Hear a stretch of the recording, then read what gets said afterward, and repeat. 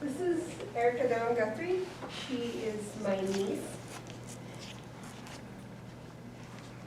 She was born in 1887 in Wisconsin. This is her, well, this is Annette Island. This is where I also used to live. This is a sovereign. It's run by council. And she had moved back up there this last year.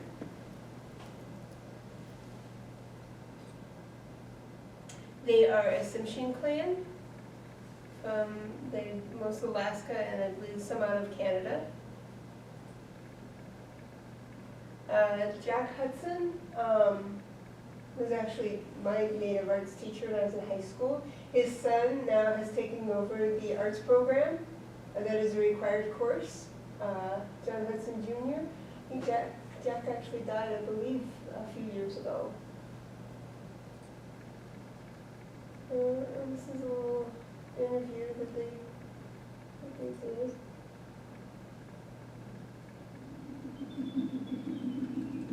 Oh, so beautiful.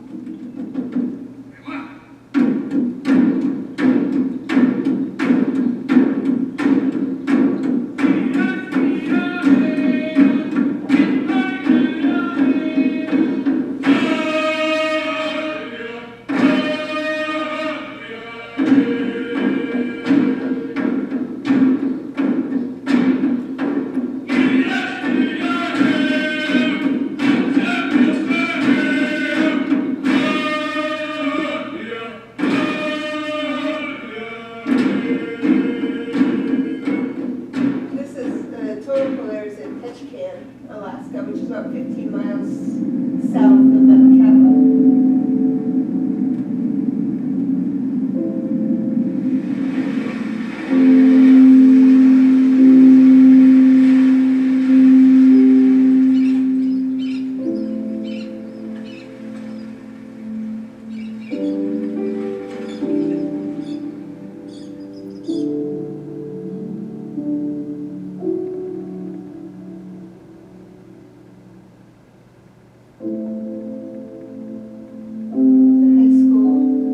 Big bandsaw over here. This is where we cut some of our big things to shape over here on the big bandsaw. So if we need to shape something that we don't want to spend too much time hacking at, we'll cut out a rough shape on the big bandsaw here.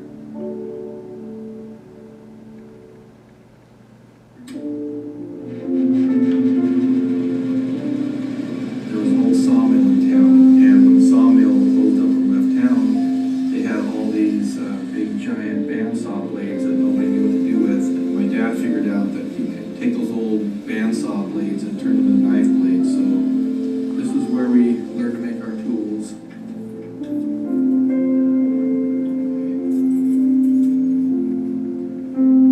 And then so this is a showcase here, and these all the things you see in here were done by students or former students.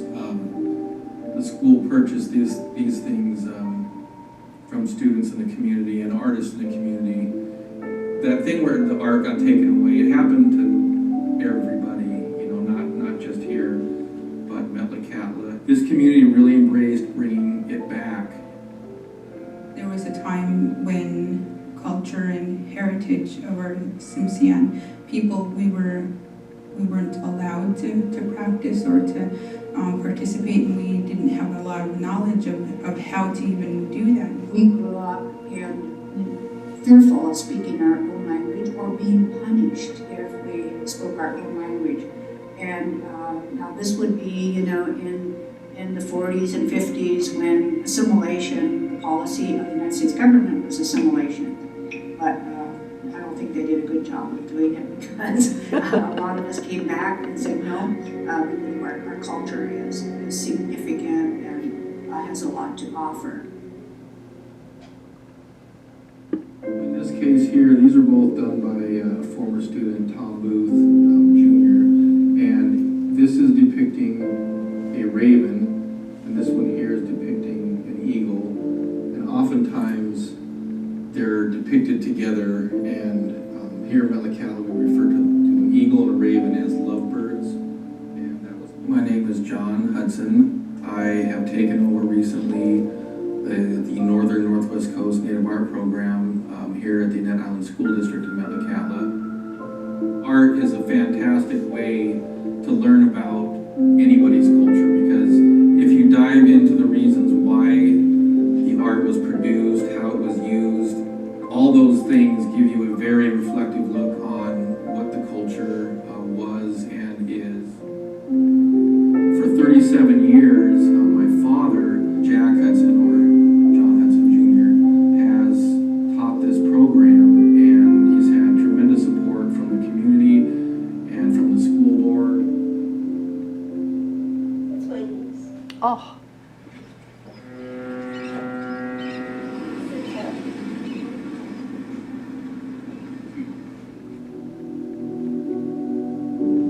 When I was 9 years old, my great uncle is a carver, That's pretty and long. I would ride my bicycle across town to his house and watch him carve spoons and bowls and small masks.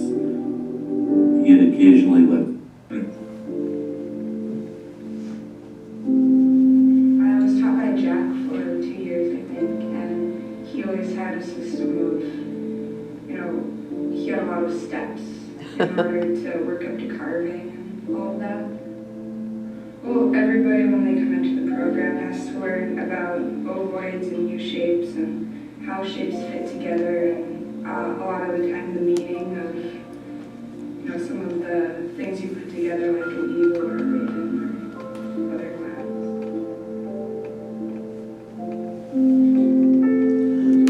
Without learning the design aspect, you wouldn't have anything to carve. So the students really need to have a full grasp and understanding of the form line art. One of the big things I get questions from students is, I know this is my first year, can I carve? Sure, draw something up. Oh, I don't know how.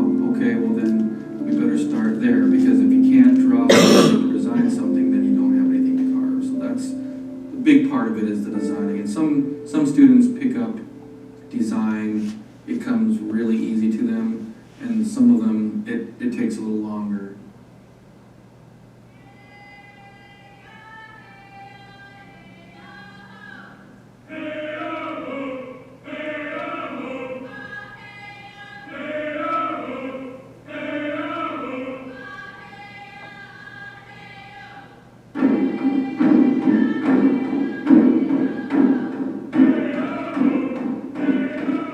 My raven dancing act. This I carved about a year and a half ago for a raven song that my dance group does.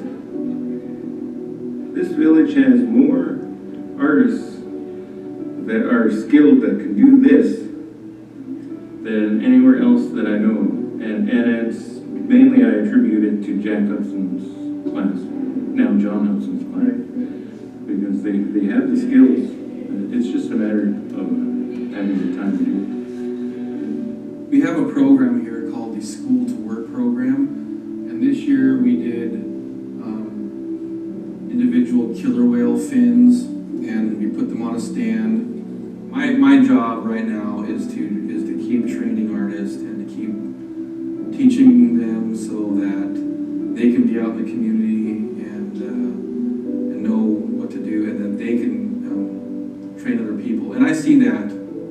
I see students and former students in the community designing button robes for the dancers and making masks and rattles and things.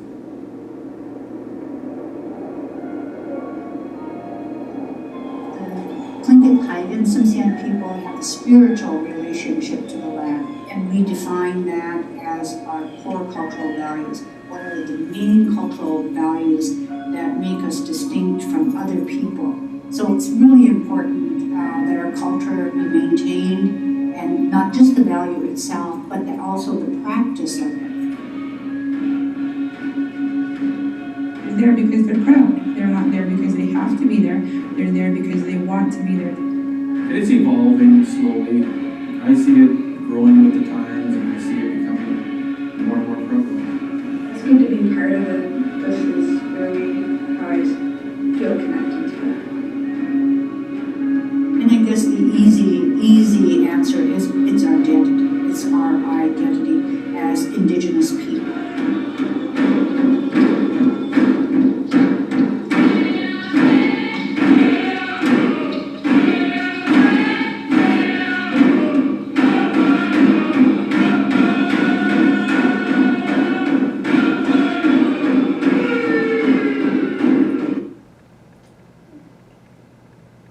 She graduated from the University of Minnesota with a bachelor's degree in psychology.